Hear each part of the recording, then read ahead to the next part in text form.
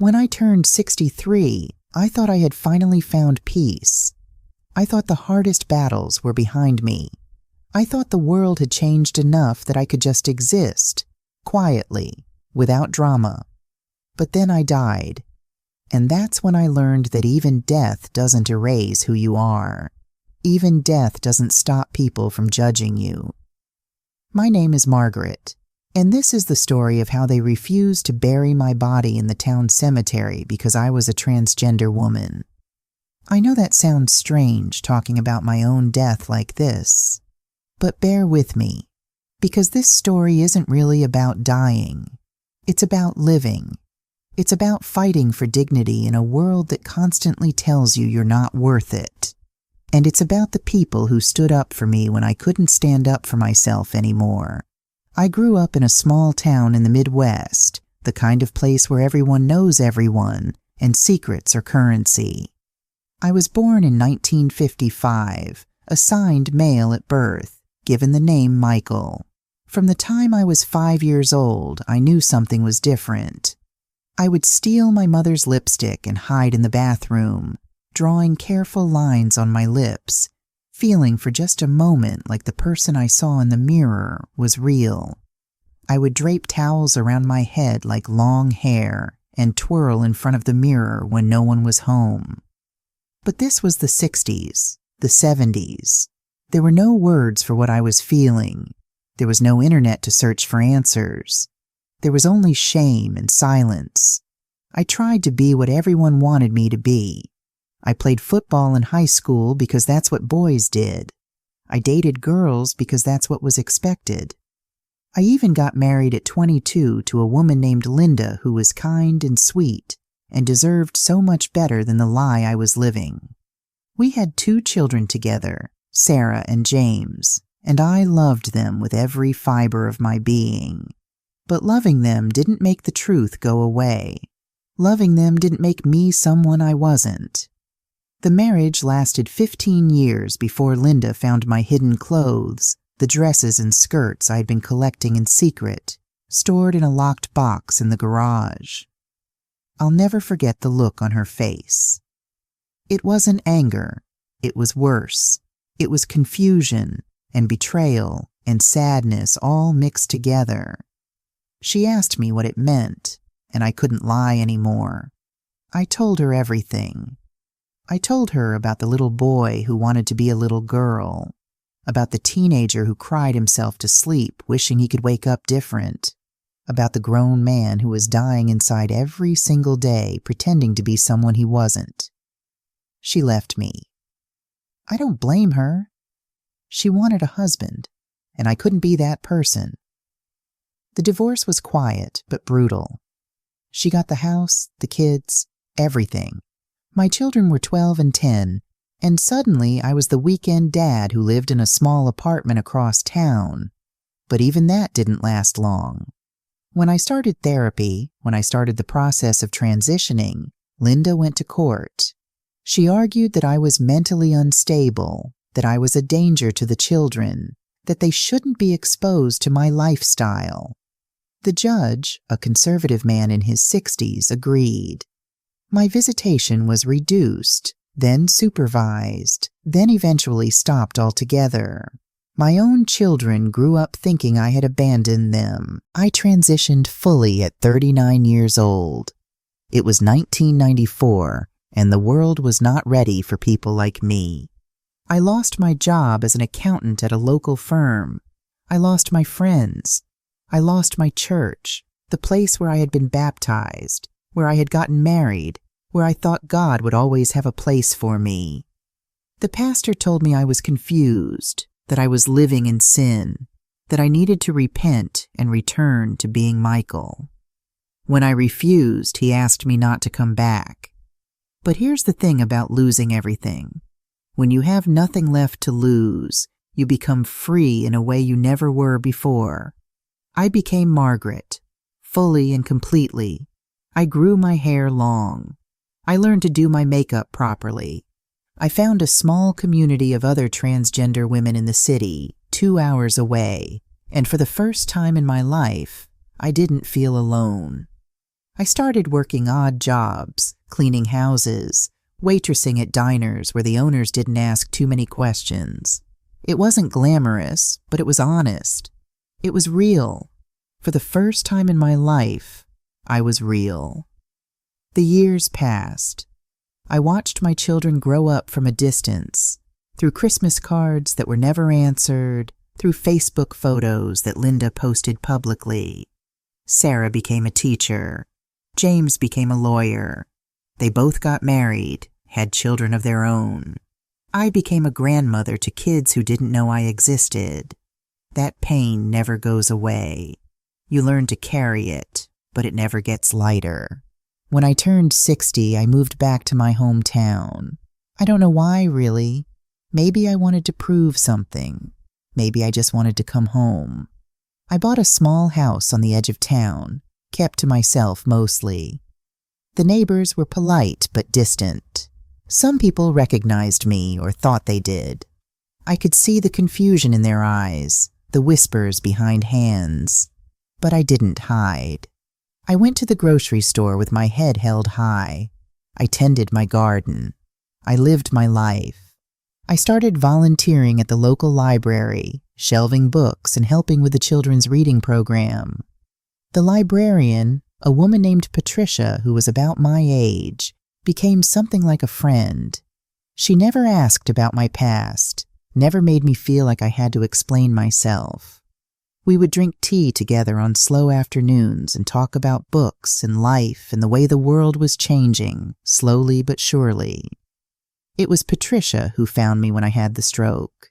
I was 68 years old, healthy as could be one moment, and then suddenly I wasn't. I collapsed in the library between the biography section and the romance novels.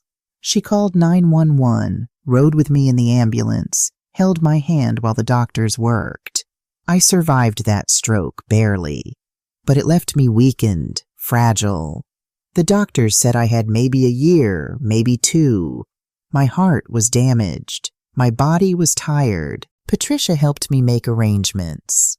She helped me write my will, such as it was. I didn't have much, just the little house and a small savings account. I left everything to an LGBTQ youth organization in the city, hoping maybe I could help some scared kid the way I wish someone had helped me. But there was one other thing I wanted. I wanted to be buried in Riverside Cemetery, the town cemetery where my parents were buried, where my grandparents rested, where generations of my family had been laid to rest. Patricia helped me prepay for the plot. We went to the cemetery office, a small building near the entrance run by the town council. A man named Harold, who had been there for 30 years, took my payment and promised me a spot in Section C, near the old oak tree. He smiled and shook my hand and said, "We'll take good care of you, Miss Margaret." I died on a Tuesday morning in April, just as the lilacs were starting to bloom.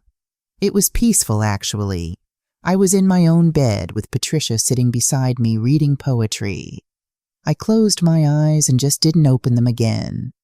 If you're listening to me on Oma True Stories, thank you for letting my truth be heard, even after death. Because what happened next is the real story. Patricia called the funeral home and arranged for my body to be picked up. She called the cemetery to confirm the burial date. And that's when everything fell apart.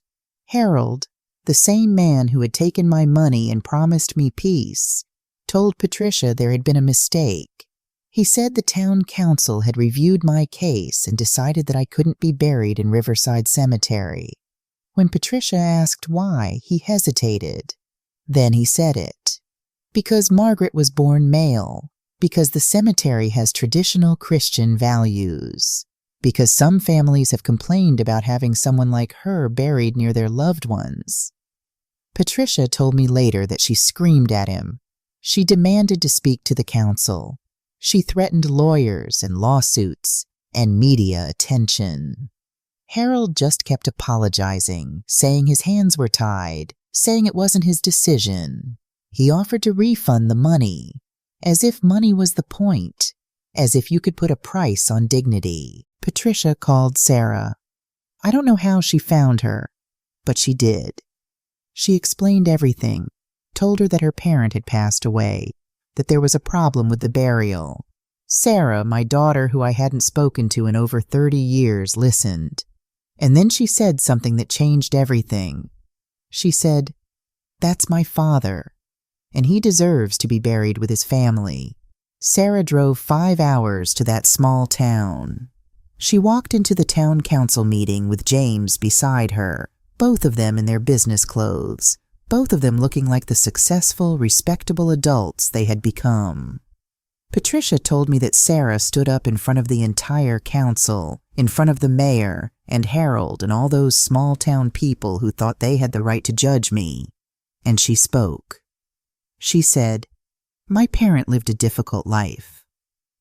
A life that I didn't understand for a long time. A life that scared me when I was young because it was different, because it challenged everything I thought I knew. But my parent lived honestly. My parent had the courage to be who she was, even when it cost her everything, even when it cost her us. And I will not let you disrespect her in death the way she was disrespected in life." James spoke too. He talked about the law, about discrimination, about how the cemetery was partially funded by town taxes, which meant they couldn't discriminate based on gender identity.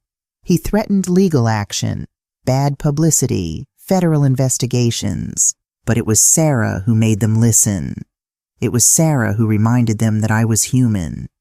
The council voted. It took 3 meetings, 2 weeks of debate, letters to the editor in the local paper, protests from both sides. Some people held signs saying I was an abomination. Some people held signs saying love is love. Patricia organized a vigil at the cemetery, dozens of people standing in the rain with candles, demanding that I be allowed to rest with my family. In the end, the council voted 4-3 in favor of allowing my burial. It was close. Too close, but it was enough. They buried me on a Thursday morning in May.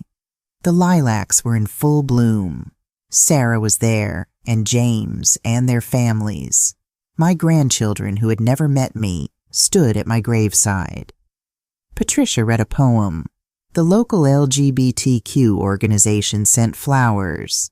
And a few people from town, people I barely knew, people who had just seen the news and felt moved to attend, showed up to pay their respects. Sarah spoke at my funeral. She told stories about me as Michael, about the father who taught her to ride a bike and helped her with math homework. And then she told stories about Margaret, about the parent she never got to know, about the woman who wrote her letters every year on her birthday, even though Sarah never wrote back. She cried. She said she was sorry. She said she wished she had been braver sooner. I'm sharing this on Oma True Stories because somewhere, someone like me might need this tonight. Someone might need to know that even when the world refuses to see you, even when your own family turns away, your story still matters. Your dignity still matters. And sometimes, if you're lucky, people come around. Sometimes they find their courage too. I think about those town council members who voted against me. I think about Harold, who took my money but didn't want to keep his promise. I think about all the people who thought their discomfort was more important than my humanity. And I don't hate them. I really don't, because I know they're scared. They're scared of change, scared of difference, scared of anything that challenges the neat little boxes they've built to make sense of the world. But I also think about Patricia, who stood by me even though it would have been easier to walk away. I think about Sarah and James, who showed up when it mattered most. I think about the strangers who held candles in the rain. And I know that love is stronger than fear. Love always wins in the end, even if it takes time. My body rests now under that old oak tree in Section C of Riverside Cemetery. My headstone reads, Margaret Elizabeth Crawford, 1955 to 2023, beloved parent and friend, finally free. Sarah chose those words. She visits sometimes, Patricia tells me. She brings flowers and sits on the bench nearby and talks to me about her life, her kids, the things she wishes she had said. This fight wasn't really about me. I was already gone. I was already at peace. This fight was about every transgender person who comes after me, who will die someday and deserves to rest with dignity. It was about proving that we belong, that we have always belonged, that no amount of hatred or fear can erase us from the earth. I lived 68 years, and most of them were hard. I lost more than I ever gained. I spent decades hiding, decades fighting, decades just trying to survive. But I also loved. I also laughed. I also felt the sun on my face and knew that I was real, that I existed, that I mattered. If you're transgender and you're scared right now, if you're wondering if it's worth it to be yourself, let me tell you something. It's worth it. The world will push back. People will hurt you. You will lose things you thought you couldn't live without, but you will also find yourself. You will also find your people. You will also know what it means to look in the mirror and recognize the person staring back at you. And when you die, whenever that may be, you will rest knowing that you lived truthfully. You will rest knowing that you were brave. And if you're lucky, someone will fight for you the way Patricia and Sarah fought for me. Someone will stand up and say, this person mattered. This person deserves respect. I'm at peace now. The fights are over. The pain is gone. But my story continues in every person who hears it and decides to be brave anyway. My story continues in every small town where someone stands up to discrimination. My story continues in every child who is allowed to be themselves without shame. They tried to refuse me dignity in death. They tried to erase me one last time, but they failed. Because I'm still here. My name is Margaret Elizabeth Crawford. I was a transgender woman. I was a parent. I was a friend. I was human. And I mattered. Thank you for listening to my truth. Thank you for seeing me. And thank you for being part of the world that's slowly, finally, learning to choose love over fear.